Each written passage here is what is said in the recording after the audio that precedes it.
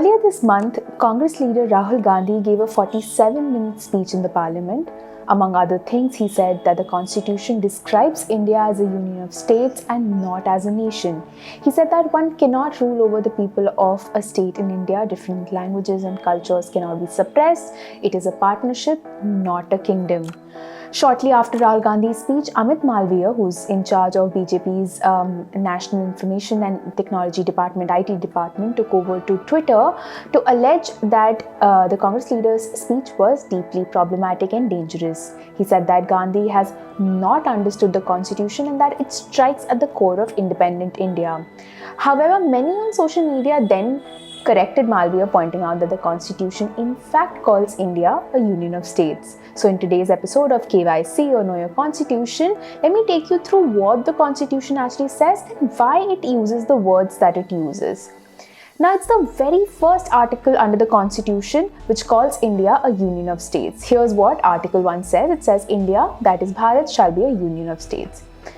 Now, Constituent Assembly debates from that time show that the use of the word union instead of federation was actually deliberate. In fact, Dr. B.R. Ambedkar had then clarified that the word union has been used deliberately to show that India is not a product of an agreement between existing states, and similarly, states also do not have a right to secede from India. In other words, to withdraw from it or basically leave India. To quote Dr. Ambedkar, he said, and you can see the quote on your screen, the federation is a union because it is indestructible. He also said that though the country and the people may be divided into different states for convenience of administration, the country is one integral whole.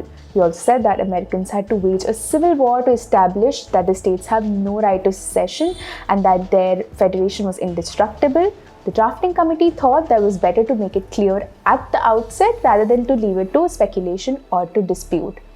While there aren't many judgments now that deal with this article, in fact, there are barely any, there was a petition that was filed in 2020 in the Supreme Court to change India's name exclusively to Bharat.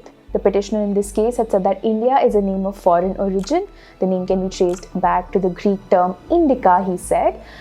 So, the petitioner basically wanted an amendment to Article 1. But the Supreme Court did not entertain this petition. In June 2020, it said that the petition can be transformed into a representation and can be forwarded to the ministries, especially Ministry of Home Affairs, to consider such a suggestion. The court had dismissed a similar petition in 2016 as well. In fact, at that time, then CJI T.S. Thakur had told the petitioner, if you want to call this country Bharat, go right ahead and call it Bharat. If somebody chooses to call this country India, let him call it India. Now, during the Constituent Assembly debates, this aspect was also, of course, discussed. A few members wanted Bharat or Bharatvarsh or Hindustan to be used in Article 1. Another member also felt that India, that is Bharat, are not beautiful words for the name of a country. So he wanted the article to be rephrased to Bharat, known as India also in foreign countries. Another wanted it to be rephrased to Bharat or in the English language India. Of course, all these amendments were finally rejected to accept Article 1 in its current form. This is Apoorva Mandhani for ThePrint. For more such videos, do subscribe to our YouTube channel and don't forget to follow us on Twitter, Instagram and Facebook.